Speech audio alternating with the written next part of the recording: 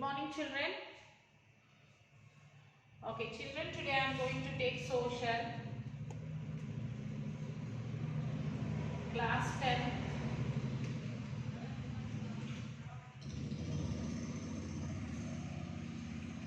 chapter 5, Indian rivers,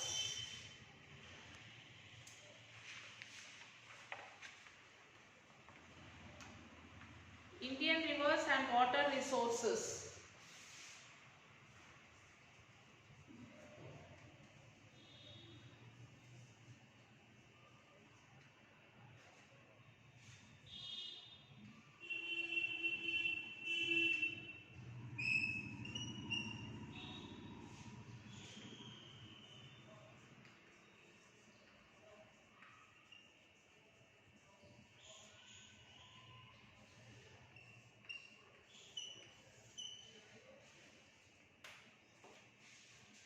Yes, textbook page number 65. Rational and equitable use of water. An example. Okay, we have read about the use of water and the need to look at all the inflows and outflows. So we have already read about the use of water and the need to look after that what is the outflow and what is the inflow, so that a judicious and fair use of water can be worked out. This could be for a river, basin or a village. Such plans and implementation schemes are possible. Highbury Bazaar village is an example. So Highbury Bazaar was selected under the Adarsh Gram Yojana of Maharashtra government for watershed and all-round development of the village. So Highbury Bazaar is located in Ahmednagar district in Maharashtra. So this area is selected. It is selected by the government for watershed. So it is in Ahmedabad district in Maharashtra. It is situated on the eastern side of the Sahyadri mountain. This place is situated near the side of the Sahyadri mountain ranges that run north-south and separate Konkan, the coastal region, from the rest of Maharashtra. Ahmednagar district is drought prone with an average annual rainfall of about 400 mm. So there is no rainfall.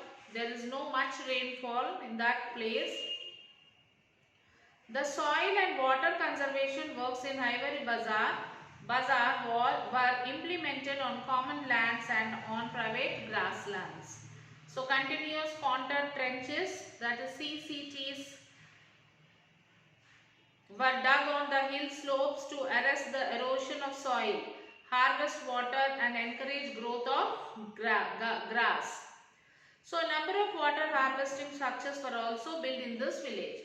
There were number of other harvesting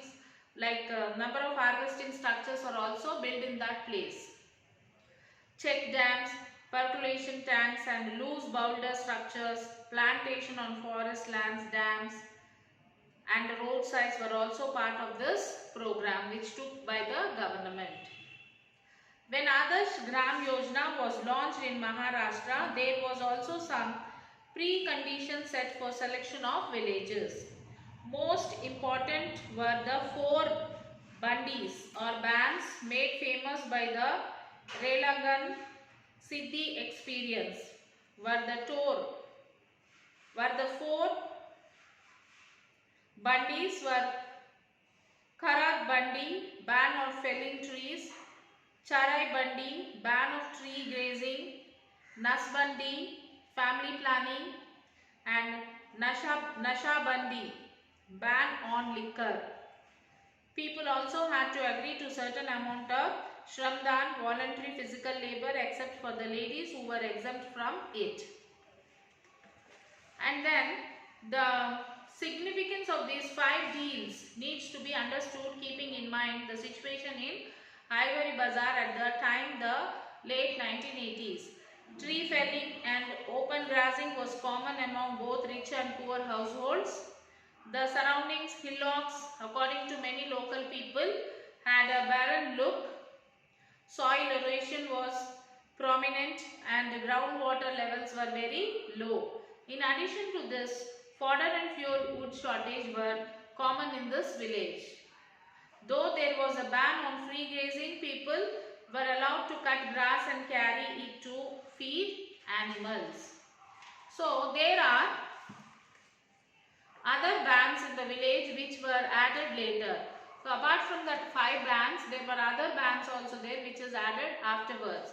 Most significant was the ban on borewells for irrigation, growing sugarcane and banana, and selling one's land to any outsiders. These are the other bans which included.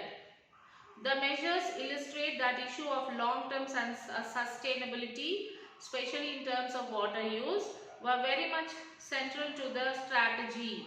The Bundis were not mere proclamation but ways of community building aimed at people identify with the common purpose.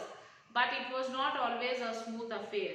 So there are the area irrigated for summer crops has increased from 9 to 72 hectares in a year of normal rainfall.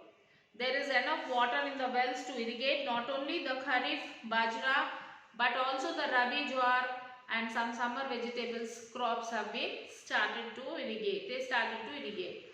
Even in unirrigated land, that important in soil moisture level has helped to increase productivity. Thus, the moisture which is present in the soil, that also helped in the irrigation productivity. The range of crops is also considerable, more diverse than in the past, with people growing cash crops such potatoes, onions, fruits, grapes and pomegranates, flowers and wheat. Perhaps the most significant development that increased water availability has made a second crop possible, and hence migration elsewhere has reduced. So because of this development of the crops, irrigation of the crops, the migration have been reduced. People stopped leaving that place and going to other place. Although this has not meant that small and marginal farmers are able to eke out a living on their own lands only, it has made the lands much more productive. So the lands had this programs have made the land much productivity, and the people, they are not leaving the place and going, and they are doing their own work on their own land. The conditions of wage employment have also improved with wage rates growing up, though they remain on the low side. Next, the main thing is the social control over groundwater, education, and use no borewells for irrigation, only for drinking water. No water intensive crops like sugarcane. Water for irrigation should be taken only through dung wells. So there is one more condition, that they have educated the people regarding this water, and they said that the bore wells are not used for irrigation purpose. Bore wells are used only for drinking purpose. For irrigation purpose, they have to take the water from the well.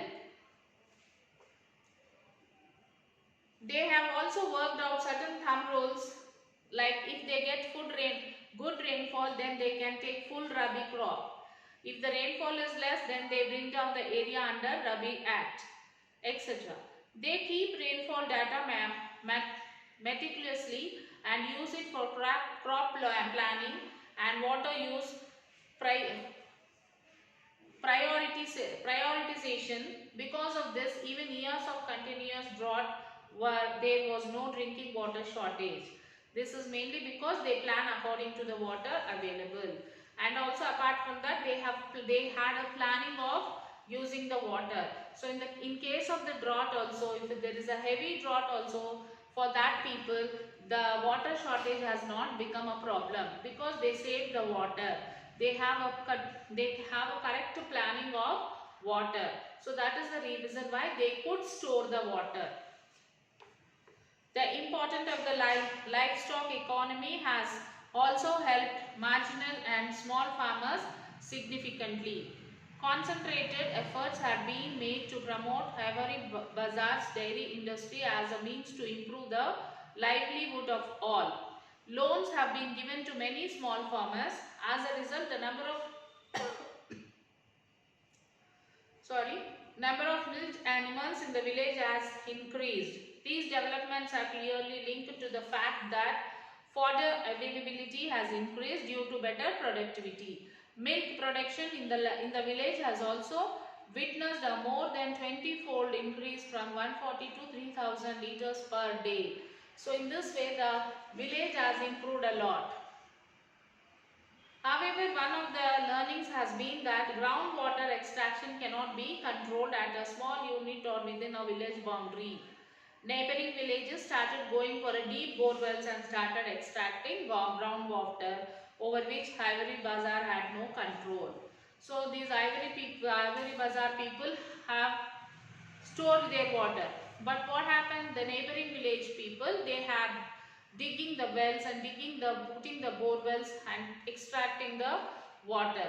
So these people, the Ivory Bazaar people, does not have any control on this. Hence, we need instructional norms and understanding at a much larger unit like sub-basin on a river basin. So water as a common pool resource. Over the past few decades, groundwater has become the main source of water, especially for domestic use and agriculture. So over past few decades, what happened? The groundwater has become the main source for the agriculture and domestic use. This tremendous increase in the use of groundwater has significant impact on water availability and access to it. The current laws about groundwater in many states are both outdated and inappropriate. They were developed at a time when groundwater was a marginal source of water. Today, shallow and deep tube wells have the potential to draw a lot of water. What should be judicious way of using this water? Current laws on groundwater use are inappropriate because the basic link between access to groundwater and land ownership on which these rules are based and flow. Since groundwater has to be extracted from the land above, a link was established between land ownership and control. The water drawn from the